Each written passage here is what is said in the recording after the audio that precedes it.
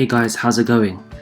So in this video, I'll be talking about my Gameweek 2 review, as well as going forward into Gameweek 3, what kind of transfers I'm thinking of making. And as always, if you do like my videos and want to follow me on my journey as I break in the top 10k, hit the subscribe button below. So in this Gameweek, Son Heung-min scored 24 points by scoring 4 goals away at Southampton. Now this was fantastic, even more so that in Gameweek 1, a lot of FPL managers would have transferred out Son to maybe get in a Manchester United player. So ultimately that just shows how patience is very important in this game. However, in my squad there are a few players who I am slightly concerned about, whether it be because they've been benched or whether they have been injured. So one of these players was Sheffield United's Ollie Norwood, who I had predicted to be guaranteed to start every single game for Sheffield United, but he actually got dropped away to Aston Villa. Now that's something I really have to keep an eye on, because at the moment he is one of the players who I'm using as one of my first subs, and as well as that, Anand Saint-Maximin actually came off injured in the first half, so he could potentially be out. Elsewhere, there is Tottenham's Ben Davies, who has now competition from Sergio Reguilon, who has just signed for Tottenham and will definitely compete for that left back spot with Ben Davies. However, there is potentially good news with Ruben Vinagre. So Marcel, who has been the starting left wing back for Wolves, came off injured in the first half and Vinagre took his place. Now that gives me some optimism that Vinagre may start the next game, and if so, I'll be very happy, because Wolves have a very strong set of fixtures from Gameweek 3 onwards.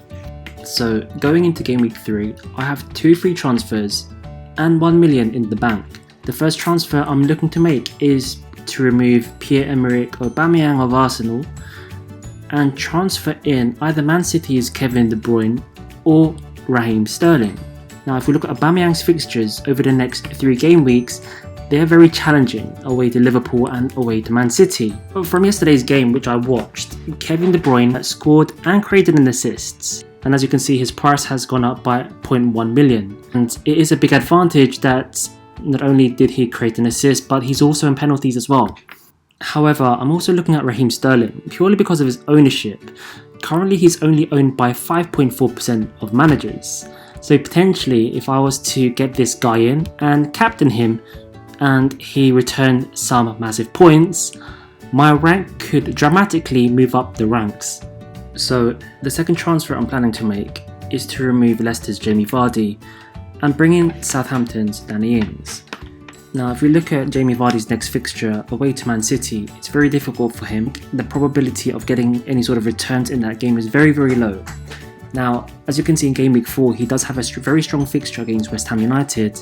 However, in that game week, I'm looking to transfer in a different Leicester player to kind of offset not having Jamie Vardy for that game week. So I'm looking to transfer in Danny Ings of Southampton. Now, despite Southampton losing their past 2 games, Danny Ings' stats have been very good. So for example, in terms of penalty touches, he has joined second with 11 penalty touches over the past 2 game weeks. And his conversion rate so far is pretty good. So he's had 5 attempts over the past 2 game weeks and has scored 2 goals.